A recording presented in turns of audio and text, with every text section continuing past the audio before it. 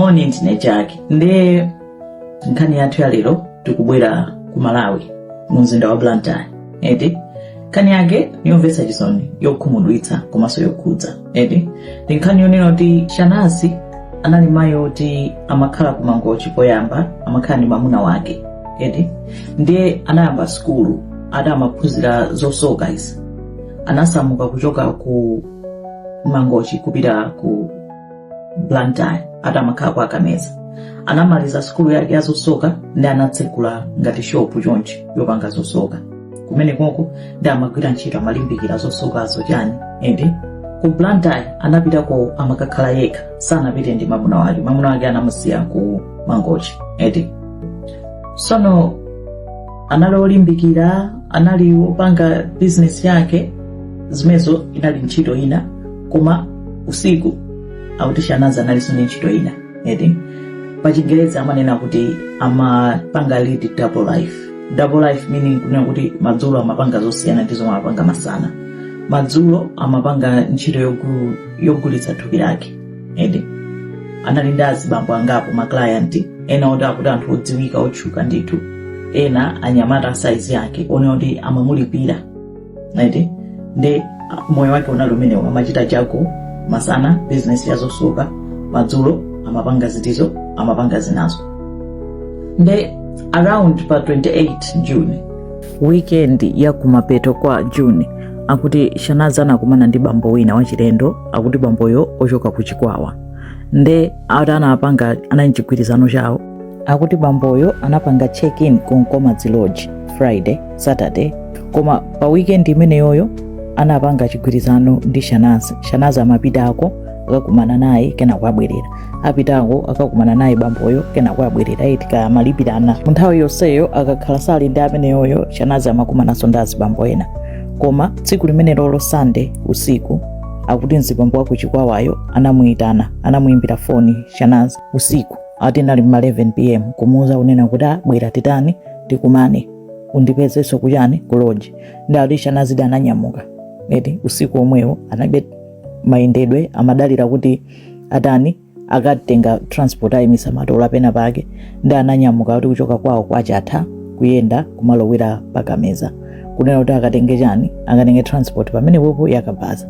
Ndi anayenda yekha usiku, pakati pa usiku kumatani kumapita kumene koko mpamene amaza kumana ndi bambo wina dzina lake ndani, dzina lake Charles. Bambo uja anamuona Shanazi uja chapafupi ndi pamene anthu amayitengera makabaza, atanayamba kumutani kumuyankhulisa. Ndi Shanazi ananena kuti iye afuna yani audikira transport, afuna atapeza kaya ndi matola kaya njani. Ndi akuti munthu uja anamuza kuti iye usadandaule, ndili ndi nzanga ali ndikabaza kuti ndimuimbire foni pompano azakutani azakutenge. Ndi Charles uja anayimba foni kuimbira nzake, nkumuza kuti akubwera pompano, ati basi umapitiriza kutani kucheza kena kupana tulukiradi wakabaza. Nzake wa Charles uja dzina lake Alex. Anthu aja hii ukupita kuti akutanda ukupita ku lodge. Ndi anamuza kuti tiye tikutani tikutenga. Anakwera kabaza ija kumapita. Anayenda tsono atatatsapa kuno kufika ku lodge kuja, akabaza aja anayima. Azibambo awiri aja anampanga ataki Shanazi mpaka kumupha. Anamutenga kukamutaya pafupi ndi mtsinje, pambali pa mtsinje ati Chipironi River. Kenako anamuvula zovala nkumberaso foni. Iwo aja ndikumapita. Ndi mama wake pamene pa 29 June pamene Shanazi amazapezeka, anthu atamupeza kunena kuti paphedwa mzimayi, amutaya patipo, amutaya pambali pa mtsinje. Tsono apolisi anayamba kufufuza kunena kuti chenicheni chachitika ndi chani.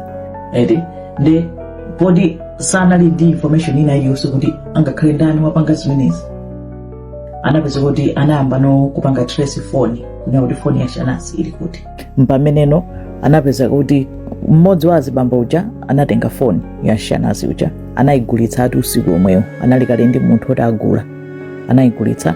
Pamene winayu anatenga sim card, ndi sim card ija anayika mfoni mwake kuti azigwiritsa ntchito. Apolisi anachita follow trail ya foni mpaka anampeza munthu amene anagula foni ija. Anachita question iyeyo analoza amene anamugulitsa. Ndi pamene ndi Charles anagwidwa. Pamene sim card imasonyezabe activity kunena kuti ili active, komanso Charles uja atachitidwa question mpamene munthu winayo Alex amazagwidwa. Nde maina awo in full ndi Charles Petro wa zaka 25 ndi Alex Mangwaya wa zaka 27.